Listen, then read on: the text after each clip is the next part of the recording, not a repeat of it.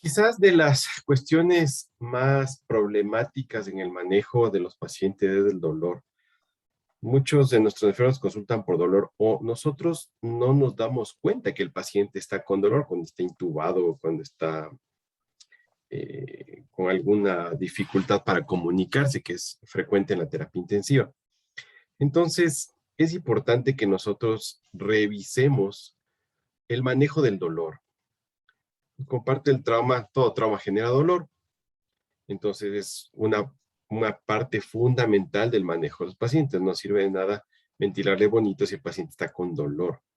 Y recuerden que hay inclusive enfermedades, patologías que se caracterizan porque si no controlas el dolor, termina aumentando la mortalidad. El ejemplo clásico es la hemorragia subaracnoidea.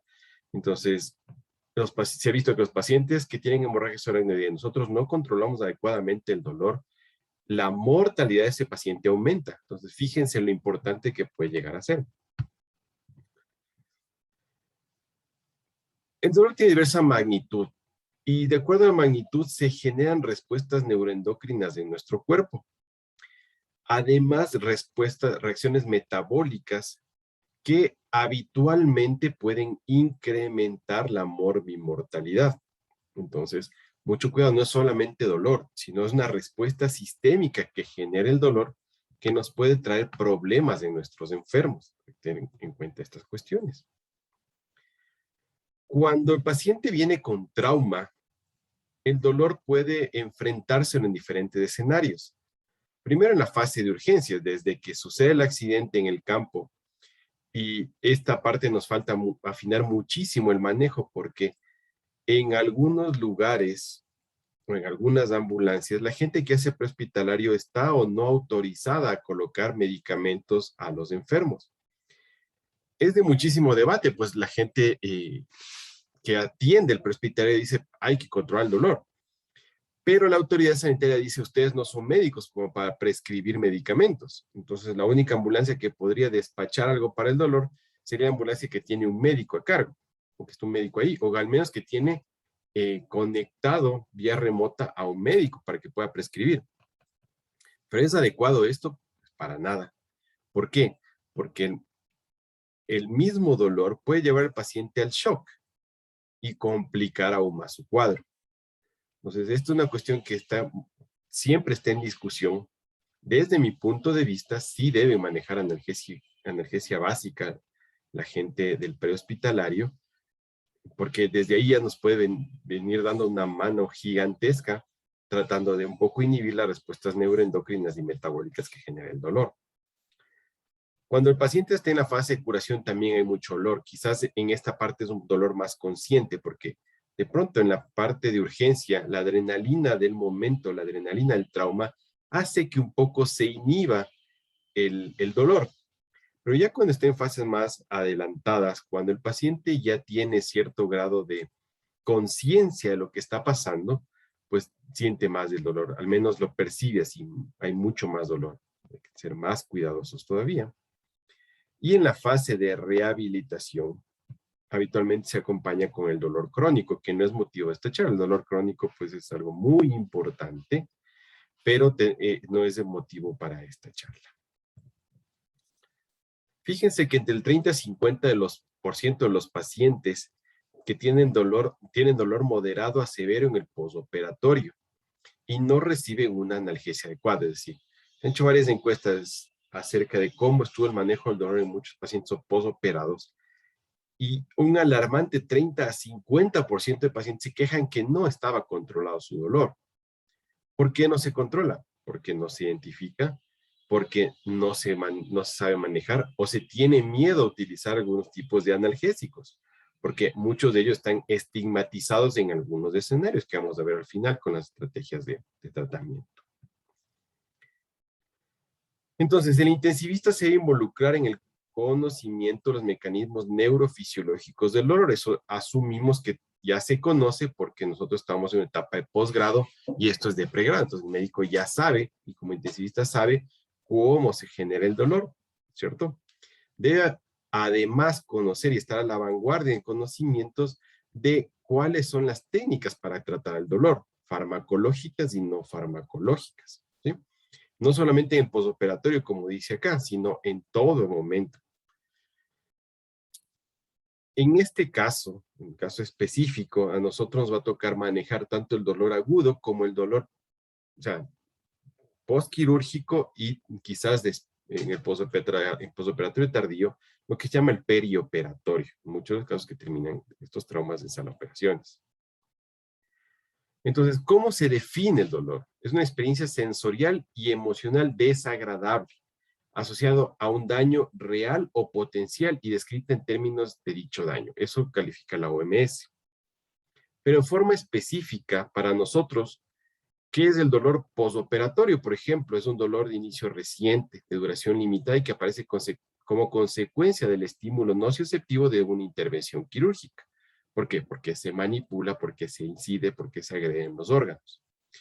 Y el dolor perioperatorio se define como aquel dolor presente en un paciente quirúrgico a causa de lesión previa al procedimiento quirúrgico o por la combinación, es decir, previa o el acto quirúrgico o la combinación de los dos. ¿Qué pasa en el paciente politraumatizado? Como les decía, hay una serie de respuestas neuroendocrinas y metabólicas, ¿cierto? En términos generales, ¿cuáles son las cosas que pasan en nuestro cuerpo? Hay aumento de la ACTH, por ejemplo. Hay aumento de la hormona antidiurética. Hay aumento del cortisol, de la renina, elevación de las catecolaminas plasmáticas, de la glucosa como consecuencia de las catecolaminas, del lactato como consecuencia de las catecolaminas y de los ácidos grasos libres. Entonces, fíjense que no dista mucho de las respuestas que nosotros tenemos en un paciente inflamado, ¿cierto? Un paciente inflamado, agudamente enfermo, agredido, tiene estos que son mecanismos un poco de regulación, un poco de defensa, pero esa respuesta se va desproporcionando y ahí es cuando nosotros tenemos al paciente con problemas. ¿Ok? Vamos a avanzar. ¿Hasta ahí tenemos alguna pregunta o alguna duda? ¿Estamos claros? Si están viendo las diapositivas, si me están escuchando. Sí, Doc, sí está claro. Está bien. Perfecto.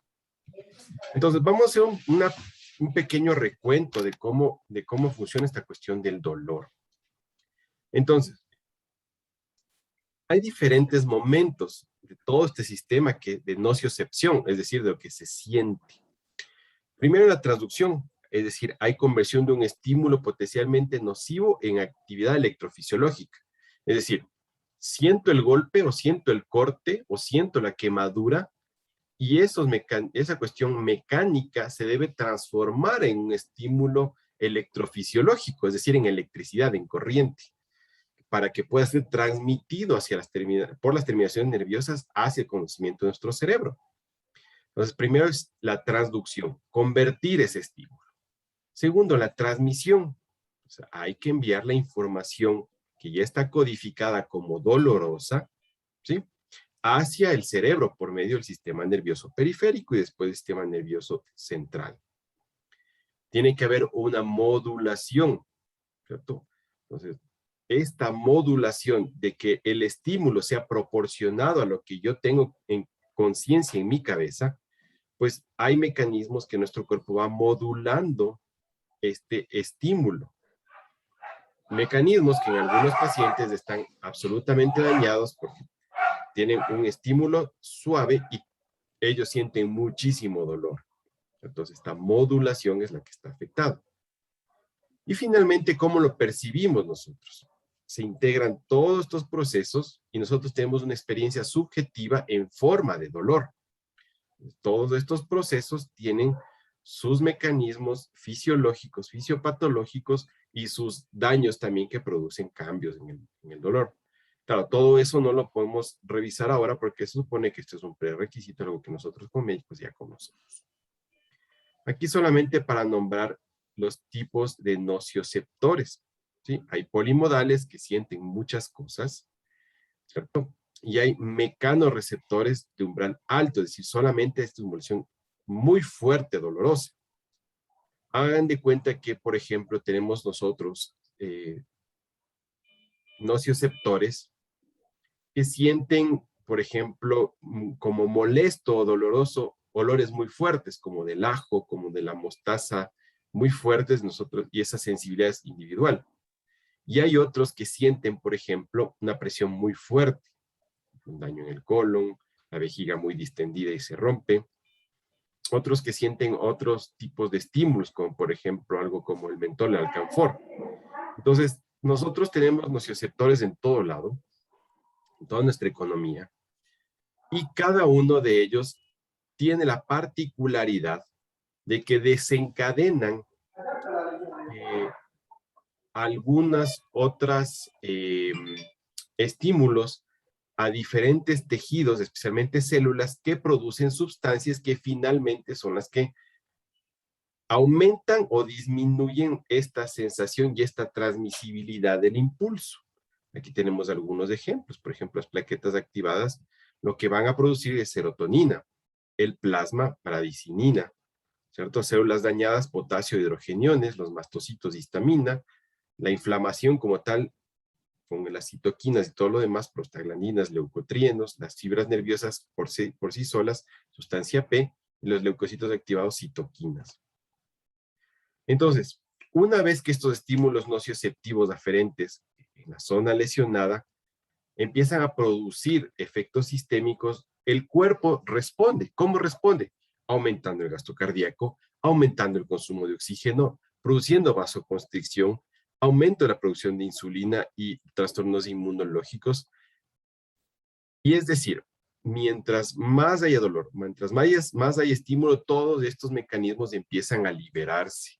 ¿Y qué tenemos? Tenemos un paciente que, aparte de que está perdiendo sangre y que ya tiene una noxa encima, dispara un mecanismo fisiopatológico para compensación, además por el dolor, tengo que aumentar más el gasto cardíaco, aumenta su consumo de oxígeno, hay más vasoconstricción. Entonces, imagínense, un paciente que está hipovolémico, que produce vasoconstricción, refleja como parte de su shock. Además, le agrego dolor que me produce más vasoconstricción. Habrá tejidos que empiezan a tener mucho sufrimiento.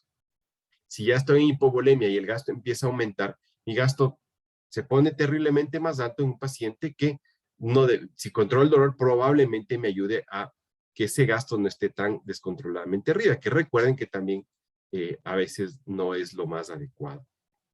Entonces, en el paciente con trauma, nosotros ya vimos, el shock puede tener diferentes estados fisiopatológicos o componentes fisiopatológicos. Es raro tener un paciente con trauma solamente con choque hipovolémico. De pronto estamos agregando los problemas hemodinámicos que genera el dolor. Un paciente que tiene choque obstructivo y aparte tiene dolor, entonces súmele problemas. Por eso es que es muy raro encontrar en un paciente con trauma una sola fisiopatología de su shock, es multifactorial, ¿ok? Y a veces nos rompemos la cabeza y dicen, no, ¿y por qué está vasodilatado? ¿O por qué está tan vasoconstriñido? No, capaz que se infartó, no, probablemente es el dolor. Entonces, todo esto va contribuyendo. Resulta que hay ocasiones en que nosotros hacemos un monitoreo invasivo o mínimamente invasivo, pero completo de la hemodinamia del enfermo, y hay cuestiones que no nos cuadran en este enfermo. ¿No será que está con dolor? ¿No será que está sangrando? ¿No será que está taponado? Entonces, es un arte manejar el shock de este paciente, y fíjense que hay muchas cuestiones que pueden ir modificando lo que nosotros midamos posteriormente. Ahora bien, esos tejidos lesionados, como ya vimos, generan sustancias, ¿no es cierto?, que estimulan las fibras sensoriales, las que captan el impulso y las llevan hacia la médula y hacia el conocimiento del cerebro. Muchas de ellas, como ya vimos en el cuadro antepasado, iones de hidrógeno, iones de potasio, bradicininas, prostaglandinas, leucotrienos. ¿Y por qué es importante que conozcamos que se liberan estas sustancias? Porque el manejo analgésico va a tratar de inhibir algunas de estas sustancias que son fundamentales en generar el dolor o en transmitir el dolor. Entonces, ahí están los targets para el manejo. Las células inflamatorias, por ejemplo, producen serotonina, histamina, interleuquinas y factores de necrosis tumoral. Entonces, ¿no será que por acá nosotros también podemos bloquear alguno de estos para evitar que el dolor se siga propagando? Las mismas fibras sensoriales pueden encargarse de segregar sustancias como el péptido relacionado con el gen de calcitonina. que estimulan además al propio nocioceptor y otros además modifican la sensibilidad de estos agentes. Entonces, si el dolor no se controla, probablemente haya más de estas sustancias que van haciendo que el paciente tenga más dolor, porque van sensibilizando adicionalmente las fibras. Es decir, ya recibió el estímulo traumático, ya se generó el estímulo doloroso por estas sustancias de acá, pero además las mismas fibras pueden producir este péptido que además pueden dejarle mucho más sensible a la zona y generar más dolor. O si recibe un trauma ahí mismo, muchísimo más dolor. Por eso es que los pacientes a veces, cuando son traumatizados, tienen dolor, pero cuando les curan o cuando siguen haciendo algo en esa zona, tienen muchísimo más dolor, porque son áreas ya sensibilizadas. ¿Ok? Entonces ahí tienen que ir los targets de tratamiento. Aquí un esquema. Aquí están, por ejemplo, los péptidos que van a sensibilizar la raíz nerviosa. ¿Ok? La bradicinina, las prostaglandinas, la sustancia P.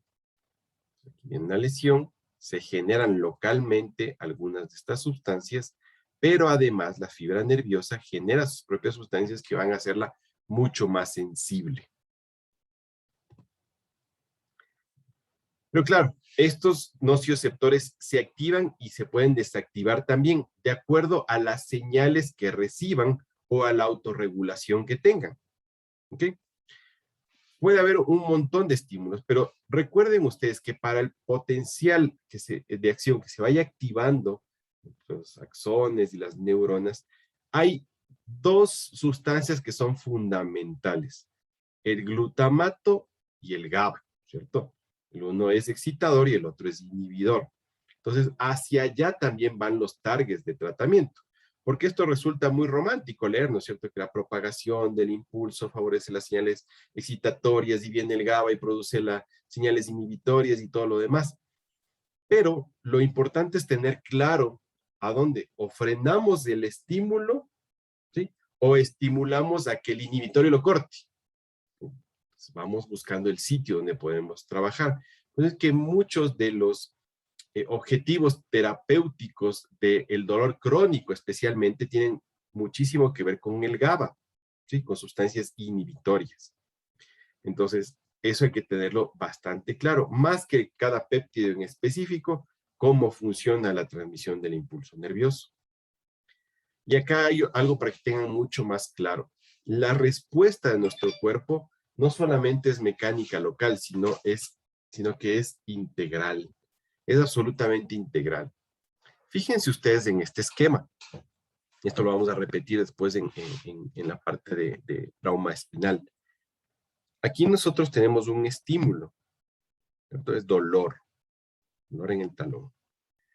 Y viaja nuestro impulso. Claro, tenemos aquí la producción local de estas sustancias que estimulan. La fibra nerviosa también se queda con su propia sustancia P, haciéndolo más sensible a esta fibra nerviosa.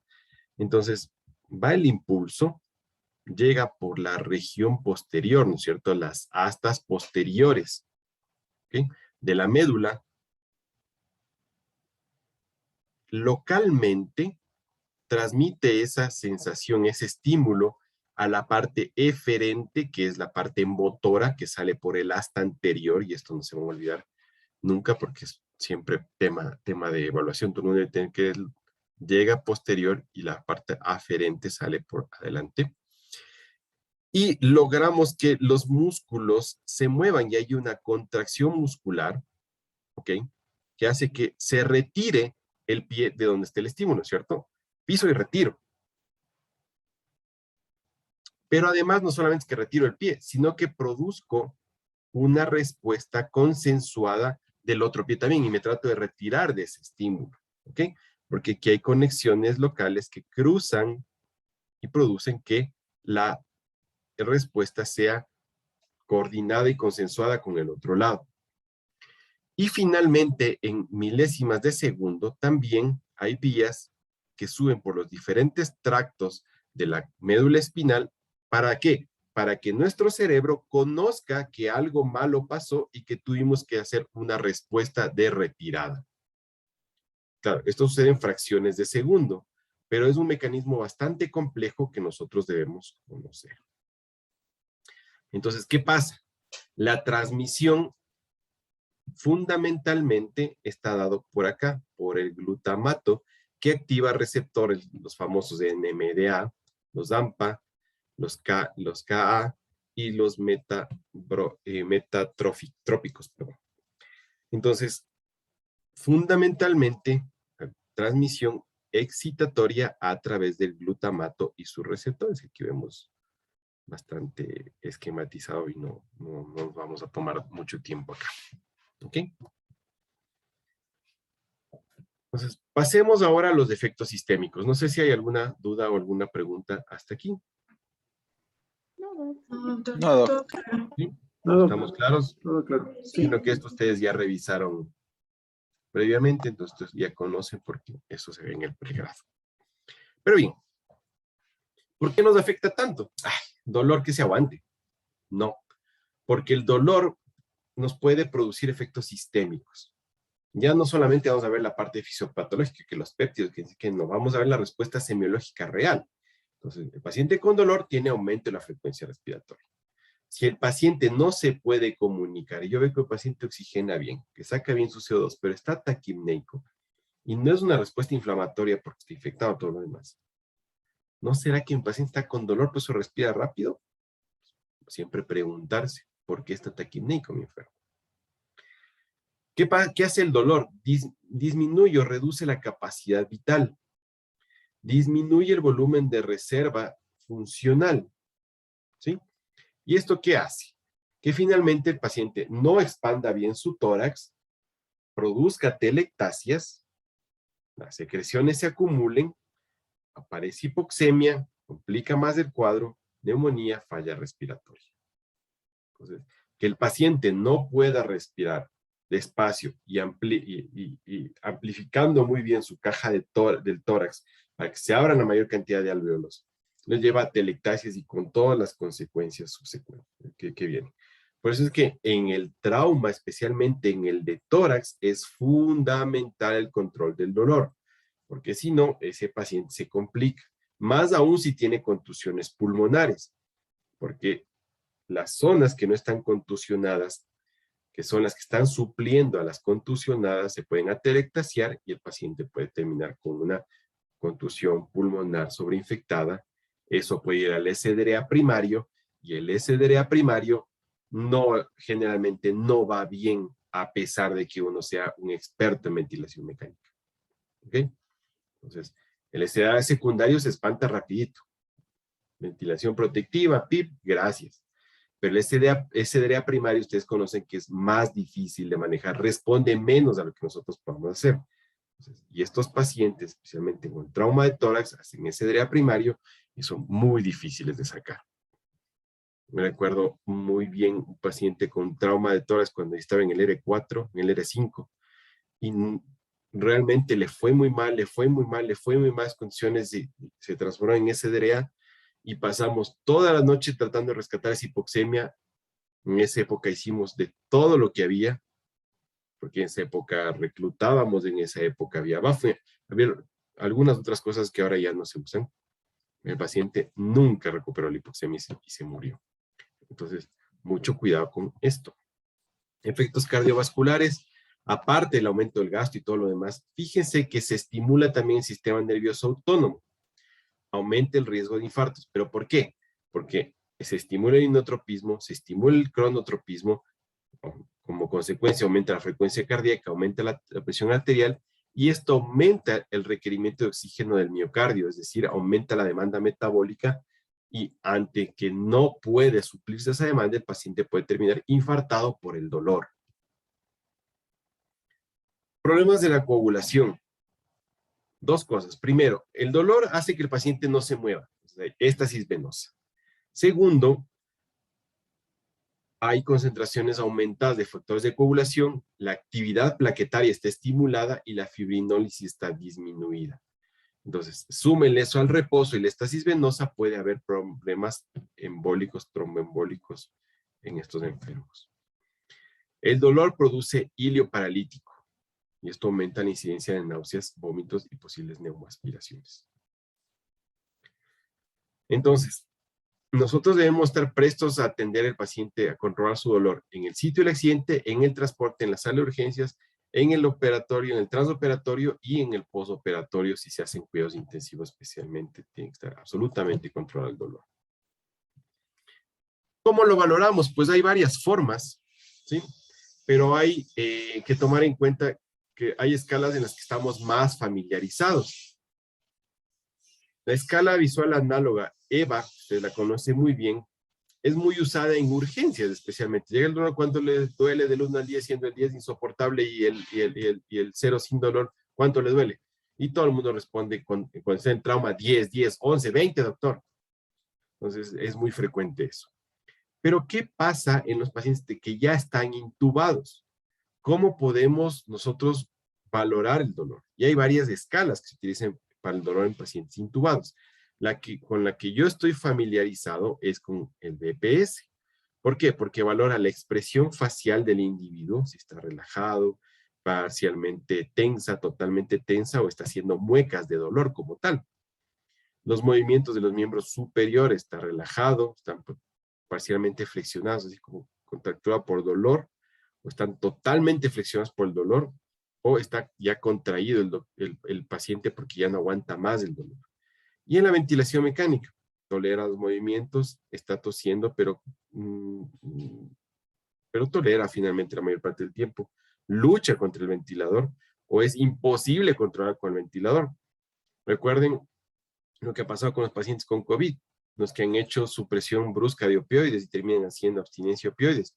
Ellos pueden tener dolor por opioides, y muchos de ellos era imposible controlar la ventilación, o por el mismo COVID, sus efectos, o por abstinencia de opioides, o por delirio, o por dolor producido por los opioides, y finalmente terminan haciendo injuria pulmonar autoinfligida. Entonces, muchísimo cuidado con la valoración. ¿Ok? El objetivo es siempre tenerlos en menos de 6, ojalá en 3. ¿Ok?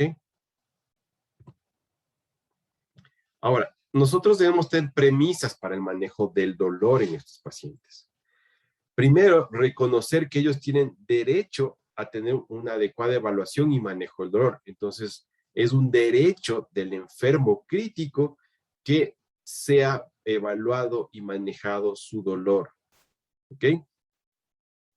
No es que es parte del tratamiento, es un derecho que tiene el paciente que se le maneje su dolor. ¿Ok? Hay que evaluar la existencia real del dolor, la intensidad del dolor en todos los pacientes y ojalá frecuentemente con escalas validadas para obtener acciones inmediatas. Tiene que estar registrado además cuál fue la evaluación del dolor. ¿Para qué? Para nosotros planificar al siguiente día cuál va a ser la estrategia de analgesia. ¿Sí? Debemos determinar y asegurar la competencia del personal en la evaluación y manejo del dolor. Ejemplo, en algunas unidades de cuidados intensivos, quien maneja el dolor es directamente la enfermera, ¿cierto? Nosotros planificamos la analgesia, damos la analgesia, pero nosotros ponemos parámetros en dónde se debe mover esa analgesia. Entonces ponemos un objetivo. Quiero que mi paciente esté con EVA de 0 o con BPS de 3. Ese es mi objetivo. Y el personal de enfermería, que sea quien hace cuidado directo, irá modificando la analgesia para buscar el objetivo que el médico planteó.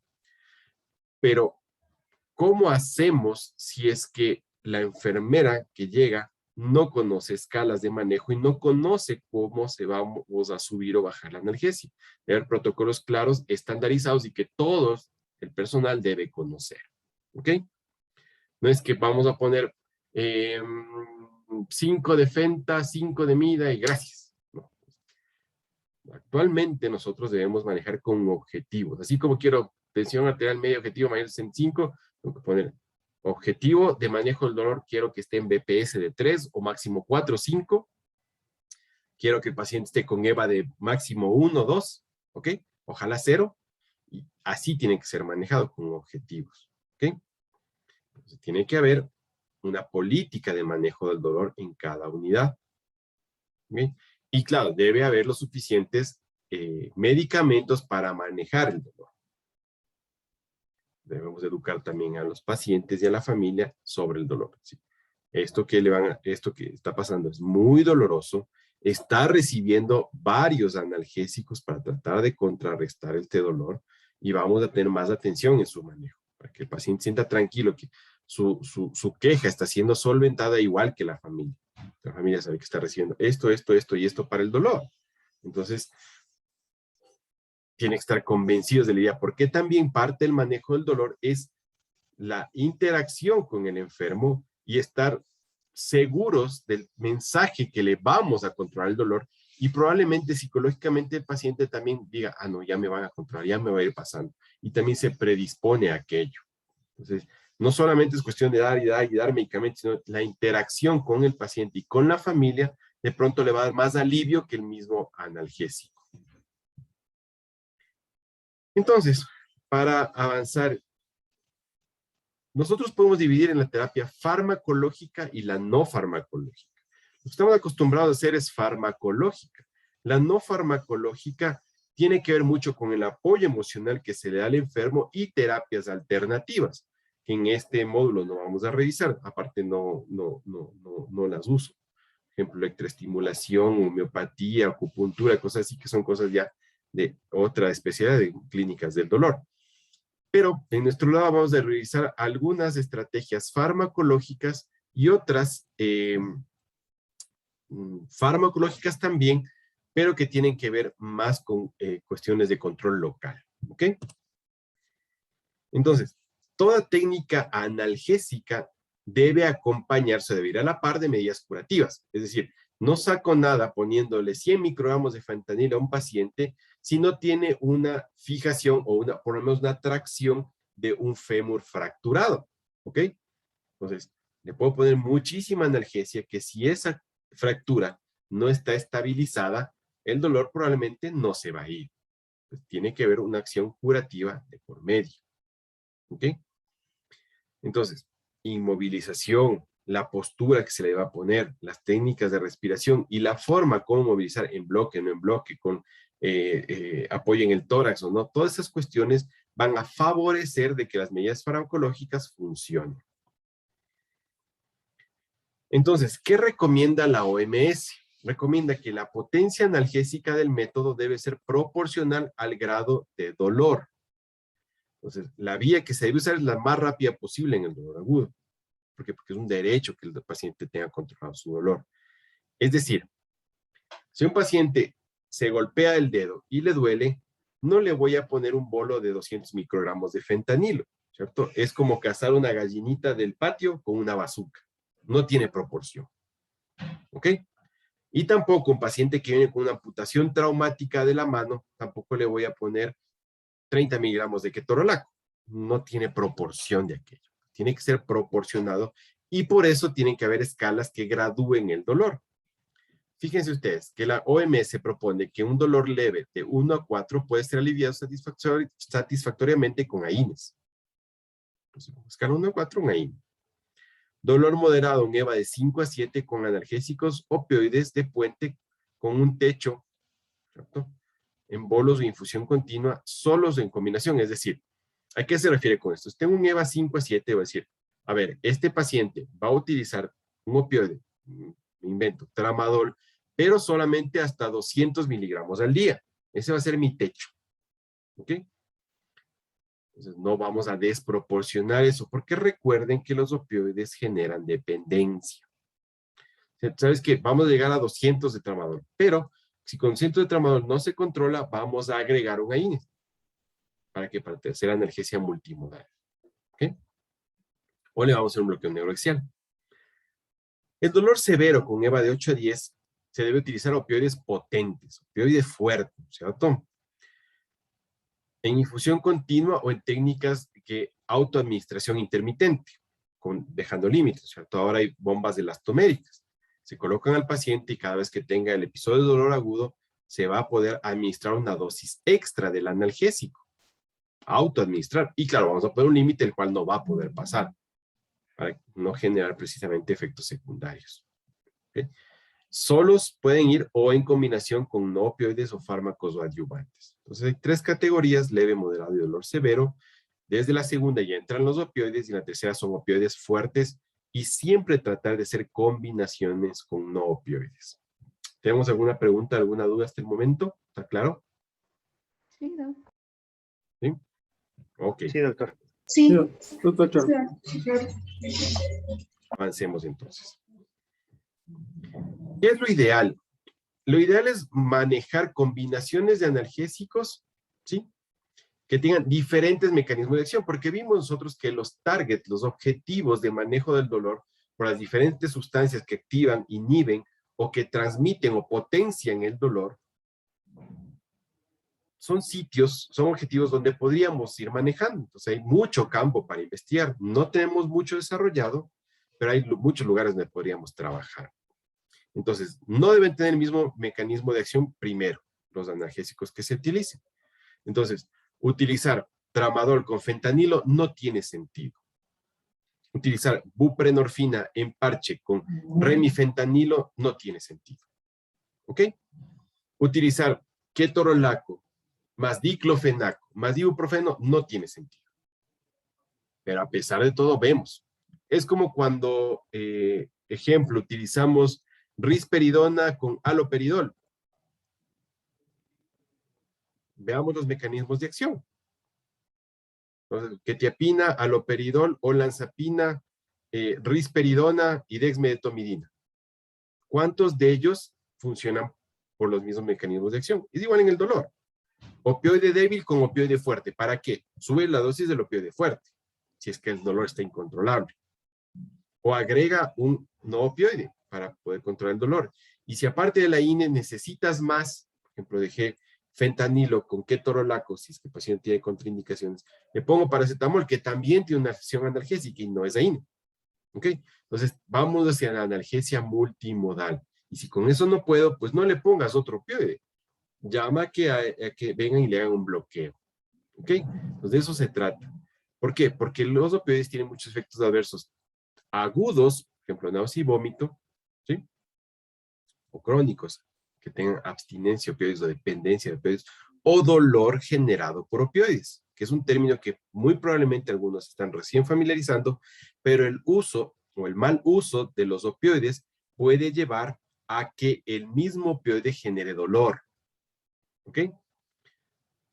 Y a veces en cuidados intensivos nosotros confundimos a la agitación del paciente con delirio, siendo de lo que se trata es de una abstinencia a opioides. Para eso hay escalas que también valoran la abstinencia a opioides, como por ejemplo el COUS.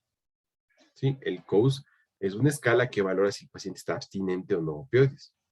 Que no solamente es la agitación, es las secreciones, la piloerección, los movimientos de ciertas articulaciones. Entonces, les invito a que vayan a investigar un poco más allá. La abstinencia de opioides es apasionante y la deshabituación de los opioides también es súper importante. No sé, aquí en mucho tiempo, quizás en corto tiempo, después de tanto opioide que utilizamos en el COVID, en los pacientes críticos COVID, ojalá que me equivoque, pero muy probablemente va a haber muchísima gente abstinente a opioides, muchísima gente que estuvo en terapia intensiva 29 N días con dosis altísimas de opioides, que probablemente se nos convierte en un problema de salud pública, así como es el uso de opioides en Estados Unidos. Mucho cuidado con aquello. Los analgésicos no opiáceos, ¿cuáles son? En primer lugar, los antiinflamatorios no esteroideos. ¿Qué hacen? Inhiben la formación de prostaglandinas y con eso lo que hacen es reducir la amplificación del dolor, es decir, no curan el dolor, ¿sí? Probablemente su mecanismo principal es reducir la amplificación y la propagación de ese dolor. Es decir, no le van a inhibir, no que no se forme nada para el dolor, sino que ese dolor que está generando, el estímulo nociceptivo que está generando, probablemente la INE lo que haga es reducir la amplificación y propagación de ese dolor. Pero hay que tener cuidado. Si el paciente tiene hipovolemia, no es buena idea utilizarlo. Si hay daño muscular por trauma y rabdomiolisis que puede producir una insuficiencia renal aguda, es preferible no usarlos. Hay que estar muy conscientes de cómo está la función renal de ese enfermo antes de usarlos, porque tienen muchísimos efectos colaterales. y contraindicaciones además. Si un paciente tiene úlcera péptica activa, no hay que usarlo, si está sintomática. Si tiene un sangrado masivo, es preferible no usarlo porque podría generar inhibición plaquetaria, ¿cierto? Produciría coagulopatía. Pacientes con infarto o el miocardio también se prefieren no utilizar, insuficiencia renal, falla cardíaca o que tengan hipersensibilidad a los AINES. Recuerden que hay mucha gente que es alérgica a los AINES y nosotros no tenemos cultura de andar identificados a nuestras alergias. Seguramente en el auditorio habrá algunos compañeros que son alérgicos a varias cuestiones y no les veo ninguna pulsera de colores. Yo mismo que tengo 2 alergias no tengo mi pulsera identificatoria. Entonces, nosotros tenemos un manejo irresponsable en salud pública de las alergias. Es que mucho cuidado.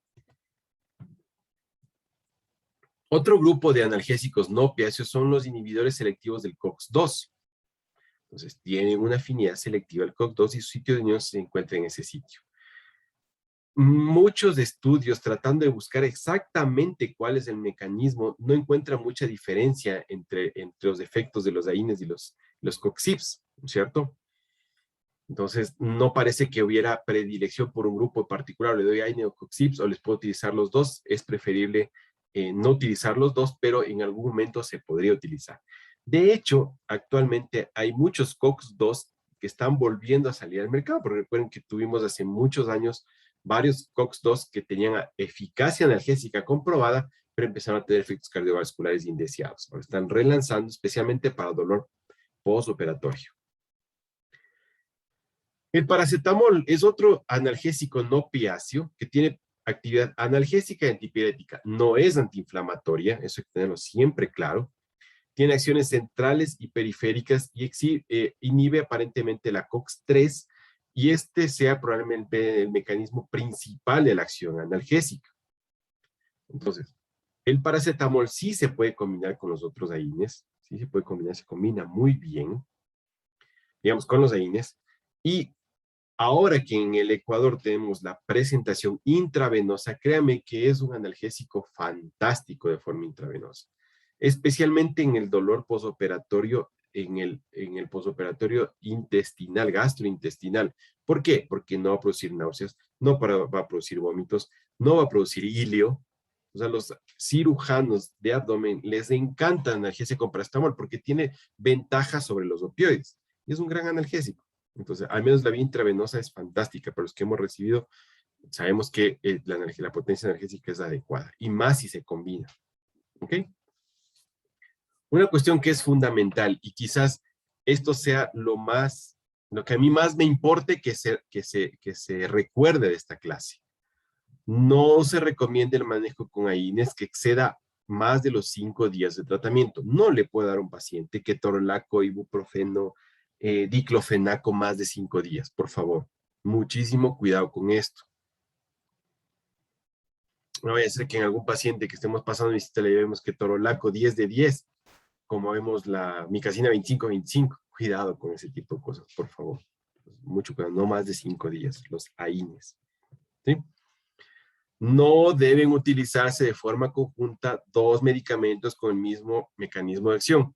Diclofenaco con ketorolaco, con ibuprofeno, o fentanilo con remifentanilo, que en la pandemia creo haber visto alguna vez eso, o buprenorfina con morfina. Entonces, son parecidos los mecanismos de acción, ¿cierto? Entonces hay que tener mucho cuidado. Mezclar opioides, tuve una experiencia muy mala en un lugar, en el posoperatorio de mi mamá. Dejé en la noche, había estado con dolor, ya estaba con una infusión de tramadol, ¿sí? Y mientras estaba con la infusión de tramadol, a alguien se le ocurrió ponerle otro opioide además, ¿sí? Entonces, muchísimo cuidado. Cuando yo llegué, mi mamá estaba prácticamente con un Glasgow de 7, 6, no se despertaba. Además, por el tipo de cirugía estaba pronada. Entonces, a punto de insuficiencia respiratoria, una parada respiratoria, etcétera, etcétera. Entonces, imagínense con una paciente que era de mucho cuidado oncológica y que encima estábamos encima todo el tiempo y un rato de descuido, doble opioide y casi llegamos a parada respiratoria. Entonces, muchísimo cuidado con aquello, ¿ok? Aquí nosotros tenemos medicamentos y dosis propuestas. Fíjense, a la cabeza paracetamol, 1 gramo cada 6 u 8 horas, pero no exceder los 4 gramos días. Recuerden ustedes que más de 4 gramos ya nosotros podemos tener una intoxicación por paracetamol, fallo hepático y muerte, ¿cierto? Mucho cuidado con los problemas hepáticos. Este fármaco lo tenemos acá, el ketoprofeno de cada vez menos, pero en su potencia analgésica es bastante buena. Contraindicado en insuficiencia renal, trombocitopenia, igual que, bueno, el resto de AINES. El ketorolaco, que nuestros amigos de trauma les encanta. 30 miligramos cada 6 u 8 horas, no más de 120 miligramos al día, no más de 5 días. Mucho cuidado con la insuficiencia renal. El diclofenac cada vez se utiliza menos. Nosotros acá no tenemos presentación intravenosa, tenemos solo presentación intramuscular. El metamizol sódico, que también se utiliza bastante, ¿sí? Se utiliza inclusive en terapia intensiva en muchos lugares para el control de fiebre especialmente, pero no hay que olvidarse que también es un AINE. Sí, a veces como que le hacemos mucha similaridad con el paracetamol, ¿ok? Pero no, también es un AINE y hay que tener mucho cuidado. En algunos pacientes puede producir trombocitopenia y discrasias sanguíneas, no, esto no es frecuente, hay que tener en cuenta aquello. No más de 4 gramos al día igual. El clonixilato de lisina, que puro es difícil encontrar, habitualmente lo encontramos mezclado con propionox, en el famoso Sertal compuesto y todo eso para los dolores tipo cólico. También tiene que ponerse diluido y lento, esto duele muchísimo en las venas. Ojalá, por las periféricas tiene que ser una buena periférica, ojalá una buena periférica, y también tiene problemas discresias sanguíneas. Este lo tenemos acá. Y el Parecoxib, nuevamente lo tenemos, ¿sí? Tiene una capacidad analgésica superior a un COX-2. Hay la forma intravenosa actualmente en nuestro mercado y está especialmente indicado en dolor posoperatorio, bastante bien. Ahora, con los opioides son pilares del tratamiento. Como ya vimos la clasificación de la OMS, a partir del dolor moderado ya deberíamos utilizar un opioide con algo más, desde el opioide leve al opioide fuerte. La analgesia se logra en diversos niveles del sistema nervioso central, tanto medular directo en el asta dorsal, modulación de las vías que inhiben, ciertas vías ascendentes inhibitorias también las modula, y además tiene acciones límbicas. Entonces, los opioides tienen acciones en todo el sistema nervioso. Principalmente se conoce como agonistas de los receptores MU. Los efectos adversos más comunes, ustedes ya lo conocen: náusea, vómito, prurito, sedación y retención urinaria. Mucho ojo con los opioides en pacientes que tienen hipertrofia prostática. Ellos habitualmente quedan con globos vesicales y hay que evacuar con sonda. La depresión respiratoria es infrecuente, especialmente cuando se proporciona, ¿no? Dolor leve, dosis baja, opioide débil, dolor fuerte, opioide fuerte, con dosis no tan altas, y el mismo dolor hace que el paciente que va a dejar de respirar si está que le duele, pero hay que tener mucho cuidado con la titulación del opioide. Acá tenemos un cuadrito, opioide débil por excelencia, el tramadol, no más de 400 miligramos diarios, ¿sí? Agonista de receptores MU, inhibe la recaptura de monoaminas. Bueno, esto es antiguo porque sí está aprobado para vía intravenosa. La morfina es un opioide ya potente, sin efecto techo, hasta 20 a 30 miligramos para infusión de 24 horas, mismos receptores. Mucho cuidado en los neumópatas, pero no en los pacientes cardíacos. Los pacientes cardíacos les va muy bien. Incluso el paciente tiene insuficiencia respiratoria, modula un poco la insuficiencia respiratoria, entonces no es mala idea. La buprenorfina sí tiene un efecto techo y es muy potente, es muy, muy, muy potente. Es un agonista parcial de los receptores MU, es muy emetizante, difícil que se pueda revertir con naloxona, que es el antídoto para las de acá. Y este de acá que nosotros no disponemos. ¿Ok? Y obviamente el remifentanilo y el fentanilo, que son los que más utilizamos. Hasta ahí la parte farmacológica, ¿cierto? Entonces tenemos AINES, tenemos los COX-2, tenemos el paracetamol y tenemos los opioides. Ahí tenemos nuestras 4 estrategias farmacológicas para controlar el dolor. Ojalá combinadas y que no tengan un mismo mecanismo de acción. Pero además, cuando con esto no tenemos un un control satisfactorio luego de que ya la causa principal del dolor fue corregida, estamos con analgesia multimodal, no se corrige, entonces vamos a las técnicas regionales. Son técnicas neuroaxiales, bloqueos de plexos, analgesia locorregional. Se puede emplear dosis únicas de fármacos o dejar catéteres para que tengan infusión continua de los medicamentos. Los medicamentos recomendados por esta vía son lidocaína, bupivacaína, fentanilo y morfina. Otros fármacos también que se pueden utilizar son estos de acá que no sé si tengamos en nuestra disponibilidad, eso manejan los colegas anestesiólogos.